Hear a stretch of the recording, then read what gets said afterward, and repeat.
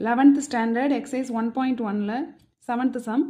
If A intersection B equal to 3 and A union B equal to 10 ன்னு கொடுத்துருக்காங்க. Find n of power set of A symmetric difference B. So A delta B நம்ம சொல்வோம். இப்போ இதுக்கு formula வந்து உங்கள் புக்கில் பேஜ் நம்பர் 3ல இருக்குது பாருங்கள். A delta Bக்கு என்ன ஃபார்முலா கொடுத்துருக்காங்க? A delta B equal to A union B minus A intersection B. Okay, symmetric difference கண்டுபிடிக்கணும்னா யூனியன்லேருந்து இன்டர்செக்ஷனை மைனஸ் பண்ணிங்கன்னா உங்களுக்கு கிடச்சிரும்.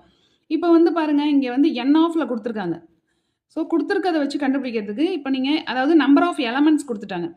ஸோ என் ஆஃப் கொடுத்துட்டாங்க. அதை வச்சு நம்ம எப்படி கண்டுபிடிக்கலான்னு பார்க்கலாம். இப்போ வந்து n of A union B என்னன்னு கொடுத்துருக்காங்க? 10 minus n of A intersection B 3ன்னு கொடுத்துருக்காங்களா? ஸோ மைனஸ் பண்ணால் உங்களுக்கு என்ன கிடைக்குது? 7. ஆல்ரெடி நீங்கள் 10th பார்த்துருப்பீங்க. N of P of A power set of A கண்டுபிடிக்கணும்னா 2 பவர் என்னன்னு ஃபார்முலா. அதாவது என் என்ன மீனிங்? என் ஆஃப் ஏ இங்கே வர்றது என் ஆஃப் ஏ. ஸோ இங்கே என்ன கண்டுபிடிக்க சொல்கிறாங்க? N of P of A delta B. ஓகேவா? இப்போது 2 power n of A delta B தானே இங்கே வரும் இல்லையா அந்த ஃபார்முலா படி. அப்போ 2 power n of A delta B என்ன கண்டுபிடிச்சிருக்கோம்? ஸோ 2 பவர் 7 எழுதலாமா?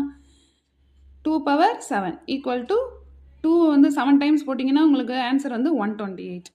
Okay, thank you.